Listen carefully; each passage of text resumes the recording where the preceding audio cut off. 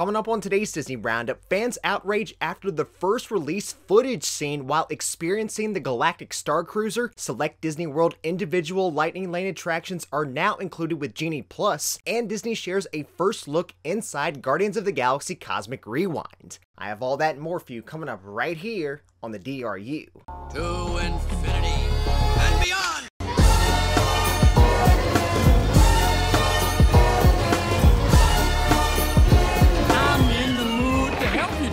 You ain't never had a friend like me. Hey everyone, Jeff here, and welcome to the Disney Roundup, where I bring you up to date with all the latest Disney and Disney Parks news each and every single week. If you're new to my channel, please go ahead and hit that like button for me, and don't forget to subscribe to my channel to receive the Disney Roundup each and every single week. Starting with Outside the Parks news this week, as of yesterday, March 1st, marked the first official voyages for the Star Wars Galactic Starcruiser Hotel. However, this past Friday, following the first footage that was released from inside by invited media, seems to have Disney fans torn on their outlook of the experience. In preparation for the first official voyages going on this week, last week Disney invited select media and influencers for an early preview inside the Galactic Starcruiser, some in which got to experience the 2-night adventure and some just a 4-hour preview inside the Halcyon. During the 4-hour media preview, those invited got to take in many experiences guests paying for voyages may get to do on their 2-night adventure, including lightsaber training on the bridge, missions to complete across the Halcyon, the dinner show with Gaia, interactive experiences with characters, and a battle between Rey and Kylo Ren, just to name a few.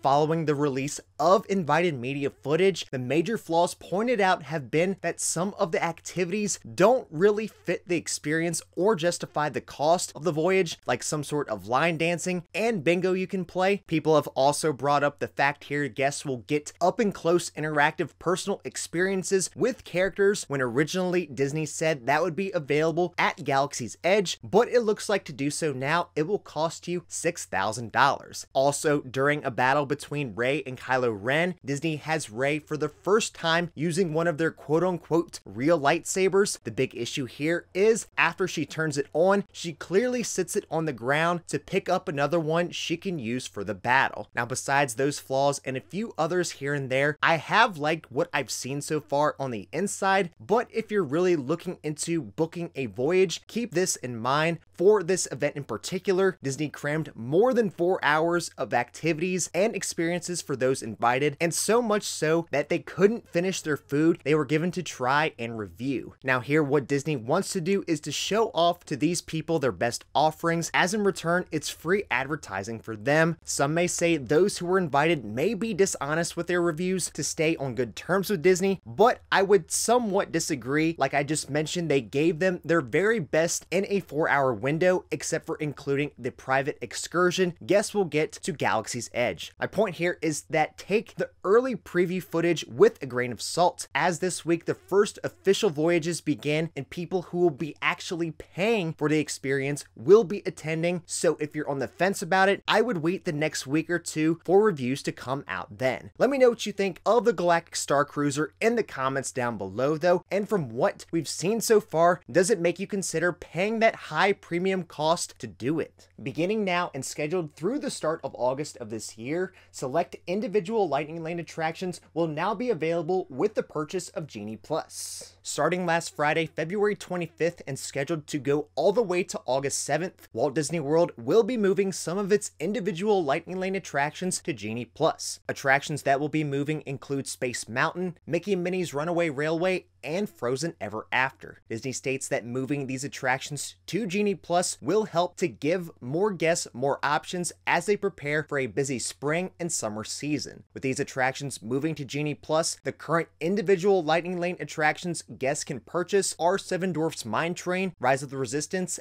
and Flight of Passage. Expedition Everest is also still currently listed as an individual Lightning Lane attraction. However, when it reopens, it's believed it will also move to Genie Plus. Following last week's informal reveal that Guardians of the Galaxy Cosmic Rewind would be opening Memorial Day weekend, Disney has shared a first look inside the attraction.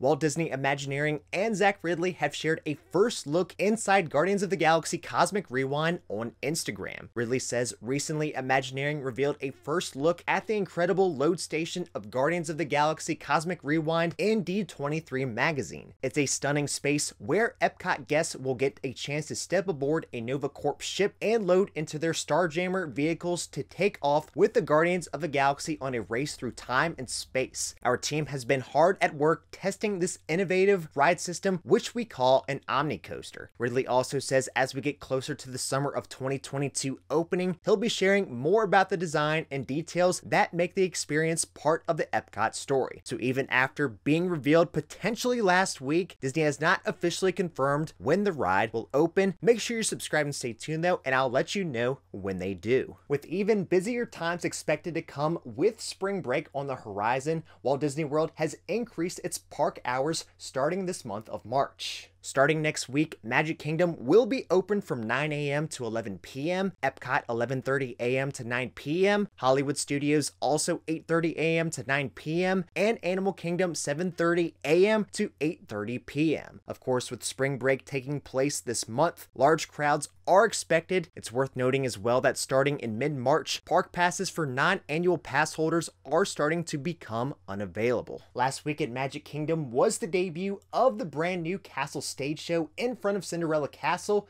Mickey's Magical Friendship Faire. Mickey's Magical Friendship Faire made its debut this past Friday, with Mickey and his friends taking the stage in front of Cinderella Castle as part of the world's most magical celebration. It takes a whole enchanted kingdom to put on this show. Look for Tiana and friends from Princess and the Frog, and Rapunzel and Flynn from Tangled. Mickey even recruits Olaf, Anna, and Elsa from Frozen to join in the show. Classic and contemporary Disney characters interact, a magical musical extravaganza featuring music from the films, and an all-new finale featuring Mickey Mouse and his pals in their sparkling iridescent fashion, along with a brand new song, Where the Magic Feels Like Home. As for now, Mickey's Magical Friendship Faire runs 3 shows a day at 12:15, 1:30, and 2:45. Alright everyone, well that's all you for this week's episode of the Disney Roundup. If you enjoyed it, please make sure to hit that like button for me, and don't forget to subscribe to my channel to receive the Disney Roundup each and every single week. That's all you for this week, and until next time, we'll see you